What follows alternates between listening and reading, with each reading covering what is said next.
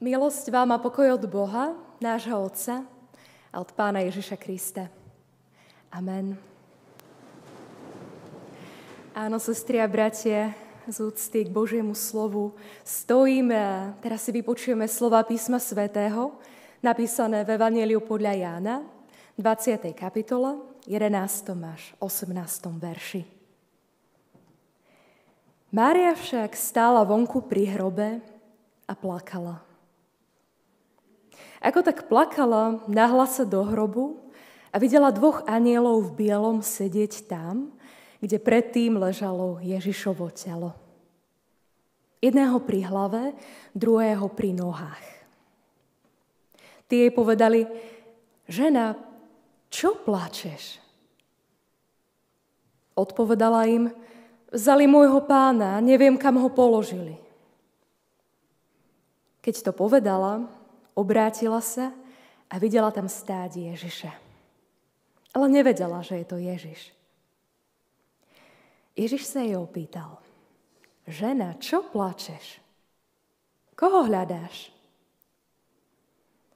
Ona sa nazdávala, že je to záhradník a povedala mu: Pane, ak si ho ty odniesol, povedz, kam si ho položila, ja si ho vezmem. Ježiš ju oslovil: Mária. Ona sa obrátila a povedala mu po hebrejsky rabúni, čo znamená učiteľ. Ježiš jej povedal: nedotýkaj sa ma za to, že som ešte nevystúpil k Otcovi. Ale choď k mojim bratom a povedz im: vystupujem k svojmu Otcovi a k vášmu Otcovi. K svojmu Bohu a k vášmu Bohu. Mária Magdaléna šla a oznámila učeníkom: videla som Pána, a že tieto veci jej on povedal. To sú slová písma svätého. Hospodine, ty si našou silou a piesňou. Ty si našou záchranou. Ďakujeme ti za zázrak onoho skorého nedeľného rána. Prosíme, oslovuj nás dnes. Zmeň náš pláč na slzy radosti a daj sa nám nájsť. Hľadáme ťa celým srdcom. Amen.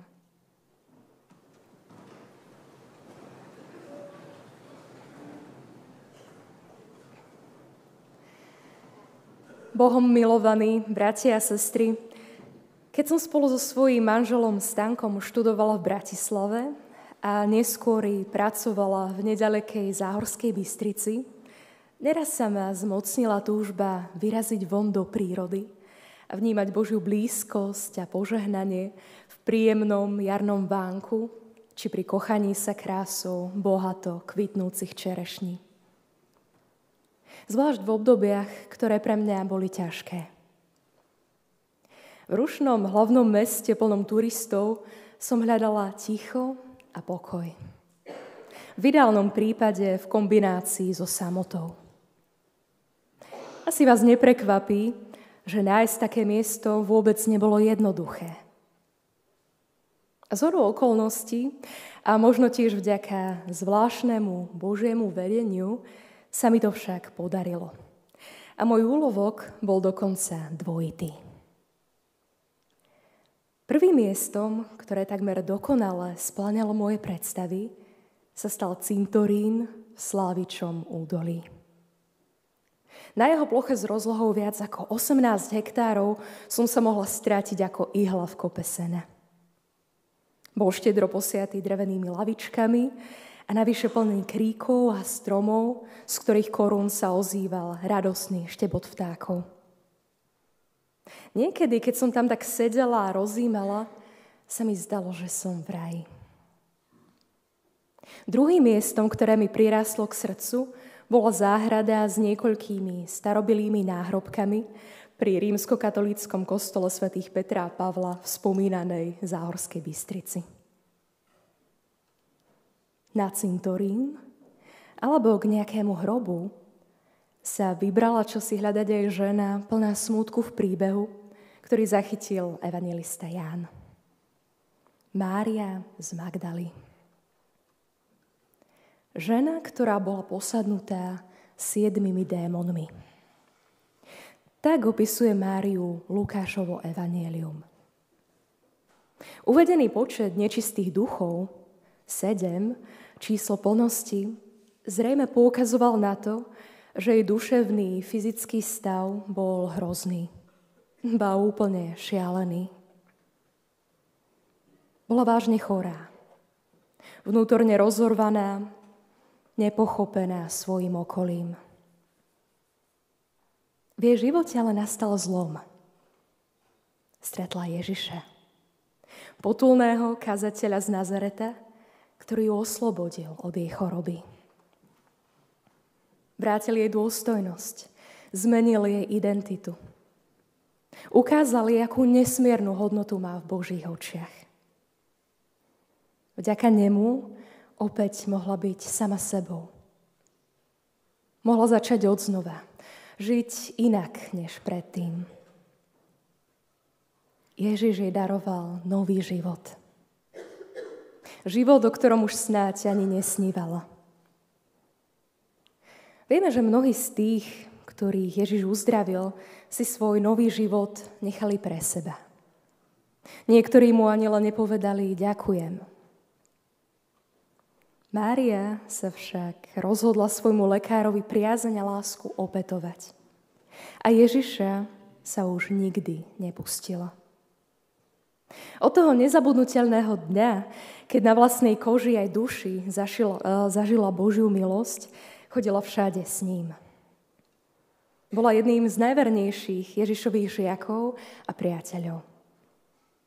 Spolu s Johanou, Zuzanou a inými ženami, ktorých mená nepoznáme, sa starala o to, aby Ježiš ani ostatní jeho učeníci neboli hladní, ani inak strádajúci.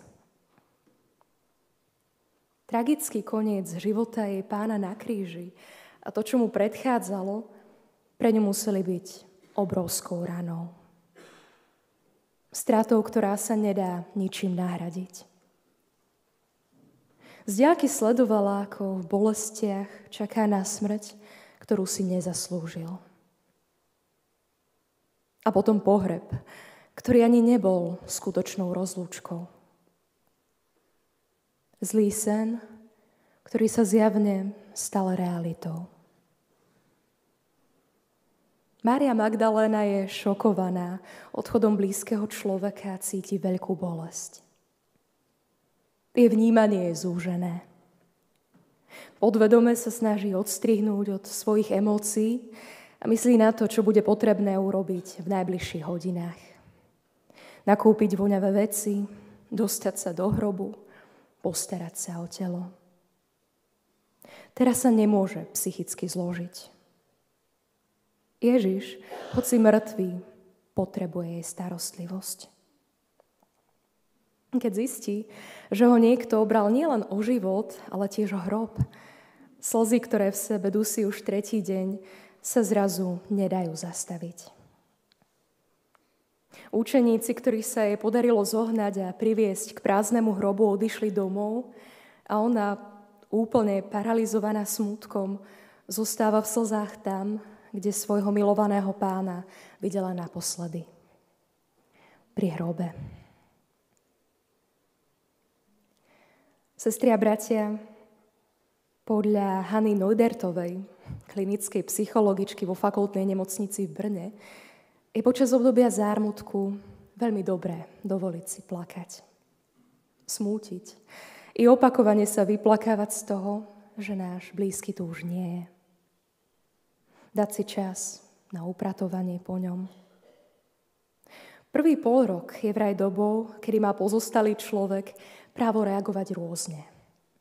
Zle spať, nejesť, byť smutný, rozladený. Môže strácať zmysel života, nepociťovať radosť a vôľu ísť ďalej. Keď vidí nejaký obraz alebo film, či počuje pieseň, spontánne sa rozplače. Je uzdravujúce si tieto emočné reakcie dovoliť a opakovane ich prežívať, hovorí Neudertová. Ďalší polrok by mal byť dobou, kedy by si mal pozostalý vytvárať nové vzorce fungovania bez blízkej osoby, ktorá odišla. Pri úmrtí dieťaťa je zdravý čas intenzívneho smútenia, dlhý aj 3 roky. Mária pravdepodobne nemyslí na to, čo bude zajtra alebo o týždeň. Vo svojom zúfalstve opäť nazerá do jaskyného hrobu, vytesaného do skaly. Namiesto prázdnoty a smrti tu ale vidí život. Nebeský život. V hrobke sedia 2 zvedaví anjeli v bielých šatách. Žena, čo plačeš? Odpoveď Márie z Magdaly na túto otázku je pomerne triezva. Vzali môjho pána, neviem, kam ho položili. Po chvíli sa jej možnosť zareagovať na túto otázku naskytne znova. Pôvod jej zármutku totiž zaujíma nielen nebeských poslov, no tiež miestneho záhradníka. Alebo je to niekto iný, bratia a sestry? Prečo plačeš? Taká prostá a zároveň dôležitá otázka. Našu ženu núti zastaviť sa a premýšľať. Dostáva vzácny priestor popísať svoje pocity a pochopiť sama seba. Ježiš jej ňou opäť prejavuje svoju lásku a súcit. Dáva jej aj nám dnes možnosť vyliať si pred ním svoje srdce. Tak často plné otáznikov, bolesti a možno i výčitiek. Práve pomenovanie toho, čo a z akého dôvodu prežívame, nám pomáha nájsť vyrovnanosť. Ježiš, ako expertný znalec ľudského srdca to vie. A znova lieči to, čo Máriu ničí. Jeho otázka, prečo plačeš, však môže byť myslená aj inak. V zmysle, máš ešte stále dôvod plakať? Neplačeš už zbytočne? Ježiš sa Máriu Magdalénu usiluje priviesť k poznaniu, že už nie je dôvod na pláč. On žije. Sestri a bratia, keď sa v živote pristihneme pri tom, ako nám po lícach stekajú slzy sklamania, pripomeňme si túto Ježišovú otázku. Predstavme si ho, ako stojí za našim chrbtom a pýta sa, prečo plačeš? Náš pláč mu nie je ľahostajný. Možno si napokon uvedomíme, že nariekame zbytočne, alebo nad nesprávnymi vecami. Vráťme sa ale k Márii. Spomeniete si, čo zastavilo jej hrošie slzy? Jediné slovo. Jediné slovo z úst toho živého. Mária. Pán Ježiš v toto ráno oslovuje menom každého z nás. Mária, Peter, Zdenka, Pavol. Žijem. Ak vo mňa veríte, i vy budete žiť. Milí bratia, milé sestry, na záver by som sa ešte chcela pristaviť pri druhej otázke, ktorú Pán Ježiš položil Márii. Koho hľadáš? Myslím, že táto je snáď ešte dôležitejšia než tá predošla. Koho hľadáš? Niektorí z nás možno práve hľadajú životného partnera. Iní vhodného obchodného spoločníka. Niektorí možno hľadáte nových kolegov, zamestnancov alebo novú prácu. Nad otázkou čo či koho hľadáš, dnes ráno možno potrebuješ uvažovať aj ty. Povedz Bohu o svojich túžbách a plánoch a dovoľ mu ukázať ti, či majú zmysel. Mária hľadala telo mŕtvého Ježiša. Akýsi stratený raj. Nedokázala si predstaviť, že by zmiznutie tela uloženého v hrobe mohlo znamenať, že mŕtvy vstal z mŕtvych. Mnohí z nás dnešné ráno možno prišli Ježiša toho údajne vzkrieseného hľada tiež. Skutočne žije. A ja som presvedčená, že je medzi nami prítomný. Pán života aj smrti. Ak vo všetkom hľadáme predovšetkým jeho kráľovstvo a spravodlivosť, všetko ostatné nám bude pridané. Tým si môžete byť istí. Amen. Skloňme sa k modlitbe. Pane Ježiši Kriste, v duchu prichádzame k Tvojmu hrobu ako Tvoj ľud, aby sme poznali a uverili, že si vstal. Že temnosťou Tvojho hrobu preniklo svetlo vzkriesenia a života. Poznávame, že slová Tvojho zasľúbenia, že nezostaneš v hrobe, sa splnili. A tak sa zvesť o Tvojom vzkriesení stáva aj pre nás základom viery a nádeje vo vzkriesenie a večný život. Príď k nám, vzkriesený náš Pane. Príď do našich srdc. Odstrán pochybnosti o Tvojej moci i strach pred vlastnou smrťou. Príď so svojím pokojom, Ty, knieža pokoja. Svoj pokoj vlož do našich srdc. Tvoj pokoj nech zavládne v našich rodinách, v Tvojej cirkvi. Zmocni nás silou Ducha Svätého, aby sme sa stali zvestovateľmi evanjelia vzkriesenia a života. Nositeľmi toho radosného posolstva, skutočného pokoja. Odstráň nenávisť, nespravodlivosť. Daj, aby utláčení našli slobodu, aby hladní boli nasýtení, aby ľudia bez strechy nad hlavou našli trvalý a šťastný domov, aby neveriaci prišli k viere. Nech sa radosť, pokoj a spokojnosť rozhostí na tejto nepokojnej zemi, aby sme ťa spoločne oslavovali časne i na veky. Amen.